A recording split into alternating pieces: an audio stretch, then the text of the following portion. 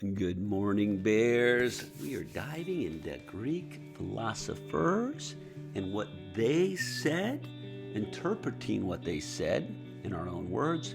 Also, a little bit of a sourcing activity.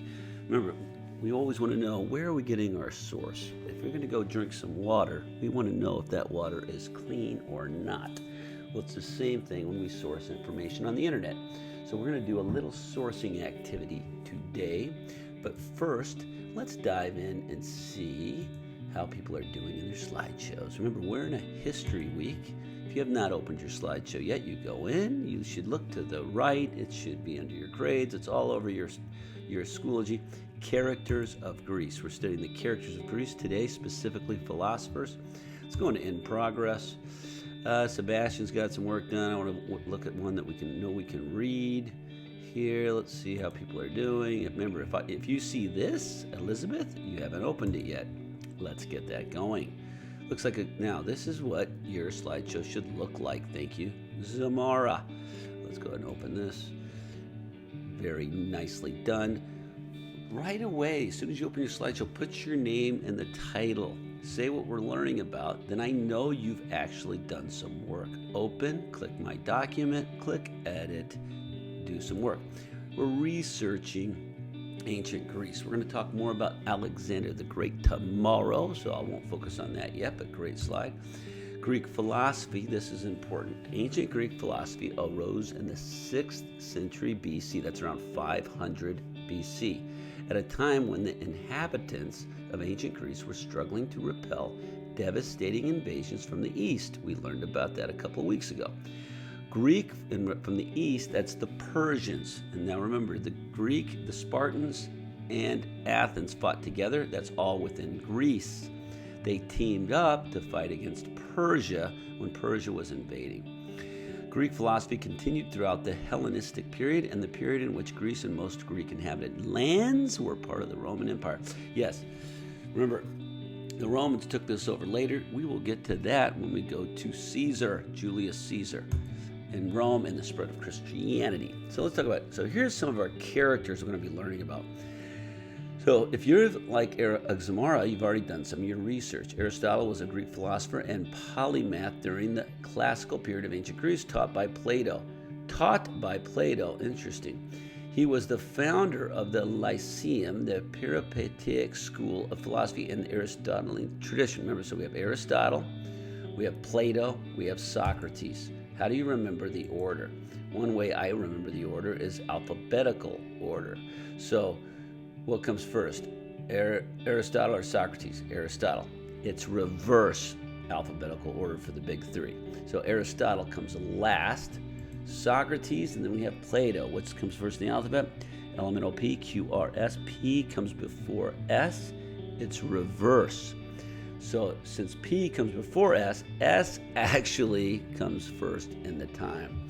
So Socrates was a Greek philosopher from Athens who is credited as one of the founders of Western philosophy and as being the first moral philosopher in the Western ethical tradition of thought. Notice, one of the first. Socrates comes first. He then teaches Plato. Plato influences Aristotle, and they also taught Alexander the Great. Plato was an Athenian philosopher during the classical period of ancient Greece, founder of the Platonist school, and thought of the Academy, the first institution of higher learning in the Western world. Beautiful. Pericles was a prominent and influential Greek statesman, orator in general of Athens during his golden age. Notice they don't really call him a philosopher, but he has tons of quotes. Specifically, the time between the Persian and the Peloponnesian Wars. He was descended through his mother from the powerful and historical influential Achaemenid family. So now you have 4 main characters here. You may find some others in your quotes today, and that's fantastic.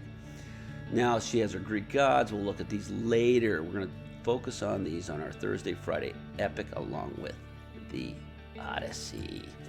Zeus, nice. Remember, just in case it wasn't clear, these Greek gods, there's no Greek god number 1. That's your favorite. That's your favorite Greek god. You pick. Pick your favorite Greek god. And then you pick your favorite Greek god number 3, and you share those later in the week. Fantastic. The Odyssey we'll focus on later in the week. So now, one thing, she did her research. None of these really have dates. And one of the assignment, let's dive into today's assignment, is we're going to research one quote. You're going to pick your favorite quote. So let's take a look at what it says. Tuesday, use the link below to find a favorite Greek philosopher quote. Pick one favorite and make a top slide with just that quote. Copy and paste quote. Search on Google to see if that quote really is from that ancient Greek philosopher. Find the date that the quote was said. Search just the author for bio. What do you think the quote means in your own words? And then organize it all in a top slide. We're going to do step by step if you're in Zoom. If you're not in Zoom, I advise pausing this video, opening a tab, have your slideshow ready, and get ready to do this as we go. Each step shouldn't take that long. If you stay active in class, it'll be done, maybe not by the end of the class as far as the organization, but a lot of the work will be done. So let's take a look at what our first step is. And this is how you should do your work. Pick one favorite and make a top slide with just that quote. Where am I getting these? Use the link below. Here's your link. It will open this. 50 Greek philosopher quotes on ancient knowledge to motivate you. Perfect. Now you can read this. It summarizes what we already know. Big statues of Greek gods. You can see how they dress. You can see what they had. As they say, true wisdom is eternal. The great Greek philosophers might have lived in much different times, but we can still apply their ancient wisdom to our modern lives. Their wise words have the power to change the way you think and approach life. So to enlarge your thought, below is our collection of inspirational, wise, and mind-blowing Greek philosopher quotes and sayings, collected from a variety of sources over the years. Now this is a video, just general quotes, so don't go clicking that unless you want to do that later. One thing is we learn to search the internet. Notice bombarded by ads. Be very careful, they have tricks. Say you click that X, it might actually open the ad. So if they're not in your way, I would say do not click them at all. Unless you're interested on your own time to learn about Disney, but it can take you down a rabbit hole, which is its own saying. Greek philosopher quotes on ancient knowledge to motivate you. Now, we all need motivation. I'm going to focus on this, but if you scroll down, find the Greek god within you. Quotes to expand your understanding. Quotes that will inspire you to think deeper. And Greek quotes to expand your mind. So let's just start with the one down here. Here's this guy, Heraclitus. We haven't studied him. That's fine. There's Aristotle. That's somebody we are studying. Let's take somebody that we aren't studying just for fun. No one that encounters prosperity does not also encounter danger. And I actually like that one. Are you picking this one? No. You're reading them. Now, if you're in Zoom, we're going to go in our breakout rooms. I'm going to give you about 2 minutes now to scroll this. Don't pick one yet. Let's go to our breakout rooms. Find the one that's kind of you like. Read it. We're going to read it around our breakout room. And that way everybody gets to hear different ones. Then we're going to come back and pick one. So let's do that now. Here's some on the screen. In case you have problems opening links or you're confused, I'm going to go ahead and leave. There's a good group right here. What category is this in? This is that will inspire you to think deeper. So this is 33 through 38. Let's pause the video now. I will leave this on the screen. You can just pick one of these to read in your breakout room. Or if you're advanced, you can go and open the link and search any of these and find a unique one. Right now, over the next 2 minutes on your own, either read these 38, they're on your screen right now. Just read them, pick your favorite. If you want to go next level, go open this link, go find any quote from anywhere in the link, and have it ready to share with your breakout room. 2 minutes picking your favorite quote that you're going to read. This doesn't have to be your permanent quote. Just pick one that you can read. All right, go do that now. We'll share out if you're in breakout rooms. Some people can share out their favorite quote. We'll look at it. So for our activity today, let's just pick this 36. I count him braver who overcomes his desires than him who conquers his enemies. For the hardest victory is over self. Aristotle, he's one of our guys. Remember, it doesn't have to be one of our guys. I'm going to highlight this. I'm going to copy it. Tomorrow, I'm going to use your slideshow as a test. I'm going to make a new slideshow, and I'm just going to paste it in. Now, I'm ready to start doing some research. Let me tell you a little secret. Some people do not even, they put quotes from Buddha all over the internet. We're going to do this activity with Buddha. Buddha didn't say it. They just make it up because they like to say Buddha said it. So the first thing we want to do as a sourcer and researcher is verify, did Aristotle even say this? So we're going to corroborate a source. Now, I've already copied and pasted this. Don't need to do it again. Open a new tab. Paste it into Google. Hit return. And you will find if it's corroborated or not. Move this over a little. Aristotle quotes, I count him braver who overcomes his desires than him who conquers his enemies, for the hardest victory is over self. Now this is from Brainy Quotes. A lot will pop up there. So that's one person that basically is saying he did it. Let's look at another one. I count him braver who overcomes his desires than him who comes Aristotle. So we're finding a lot of different people. Philosophy-log, that's kind of interesting. Pick one, dive in, and just kind of verify, corroborate. I count him braver. It seems like this is all over the internet. So now, what does that mean? You can think about it yourself and write your own words. You can't get this wrong. Or you can use this person. This person says, to me, this is talking about the eternal internal struggle of humanity. We seem to have a gap between what we know we should do and what we actually do. People who smoke or overeat are two obvious examples. Overcoming one's desires is a very difficult thing for most of us to do. Okay, so now I think we verified, going back, and remember you can always go to groups. What am I supposed to do? Pick one favorite, put that at the top. I did it. Search on Google to see if it's really ancient Greece. Yes.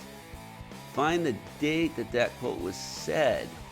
So I can come back over here, and I'm not seeing a date. Now, we don't know exactly when somebody might have said something. We can get a range. So now what do? Let's go back to our search. Open a new tab.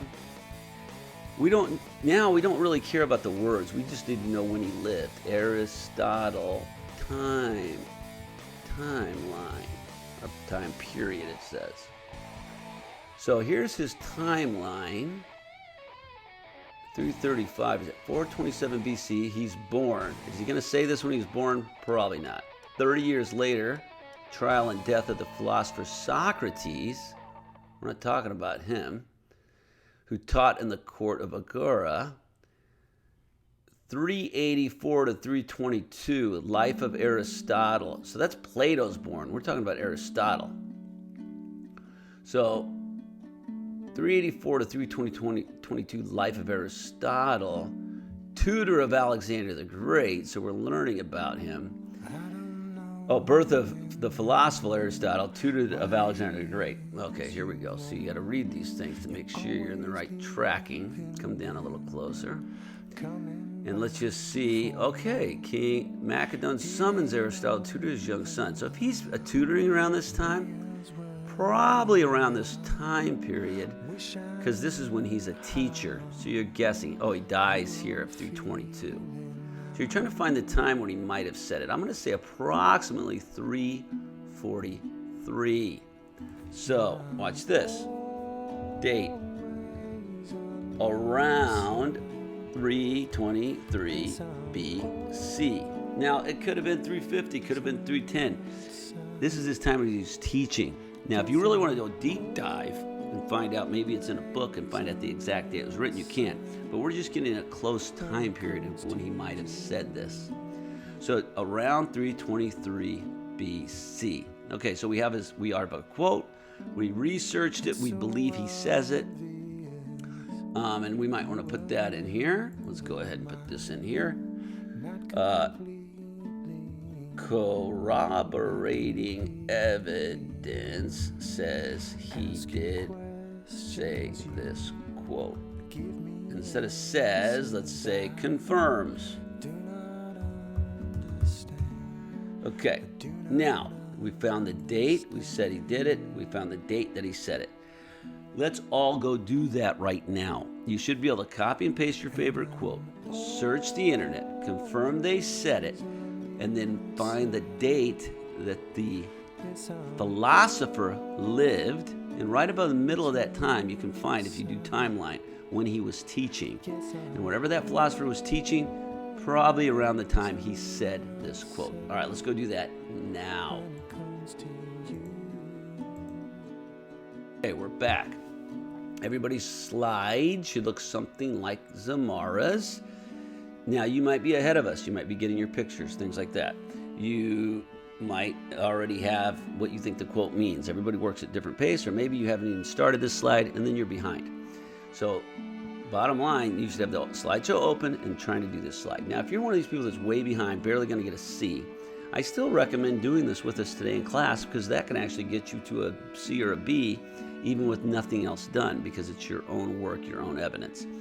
But if you need to use this time to just get the basics, do it. Get work done. All right, now I go back to my groups. What am I supposed to do next? Search for the author. I did that. What do you think the quote means in your own words? Now, if you saw when you go research things, you're going to see what the people on the internet say. If you want to copy and paste what somebody else thinks the quote says, that's fine. You can get a B.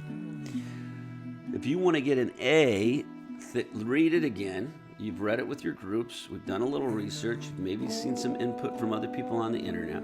Now, think about it. Read it again. What do you think this quote means in life? So, in my own words, I think this means, and you don't have to start it that way, but you're creating your own little message based on this quote, another way to say it. So, do that. Now, let's go add some pictures and make this a really cool, my favorite Greek quote. And now you'll have a whole image, poster, if you want to call it, slide that's your favorite quote. Now, guess what? Some of you guys like to draw. Get out a poster, get out a piece of paper. You can copy the quote. You can design it. You can use your new crayons. You can use your new painting pictures. If you're a painter, design a poster. Do anything that represents this favorite quote. Take a picture of it, put it in your slide. That's awesome. Good thing about that, you can then put it on your wall and have a favorite quote for life. All right, it's my favorite Greek quote day. We're sourcing. When was it written? Is it reliable? Corroborating? Did they actually say it? Putting together some images behind it and putting it into your own fun words. Epic day, but it's only a one-dayer, because tomorrow we go to Alexander the Great. Let's get working. Tomorrow we'll share these out. They should be cool. Let's do this.